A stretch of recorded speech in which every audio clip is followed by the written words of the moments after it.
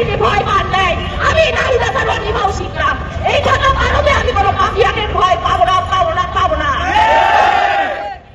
আপনারা কি এই যুদ্ধে আমার সাথে আছেন? আপনাদের সাথে নিয়ে আমি এই যুদ্ধ করতে চাই। আপনারা জানেন শরীফ ওসমান হাদি ভাই বলে গিয়েছে, তিনি আমাদের গর্বের কথা বলছেন, কিন্তু এখানে একদল সুযোগ সন্ধানী আছে যারা ভাঙতে চায়, যারা ভেঙে দিতে চায় এই বাংলাদেশকে। কিন্তু আমাদের হাদি ভাই এই বাংলাদেশকে করতে চাইছিলেন। আমাদের বুঝতে হবে কোনটা আমাদের গর্বার জিনিস আর কোনটা আমাদের ভাঙবার জিনিস।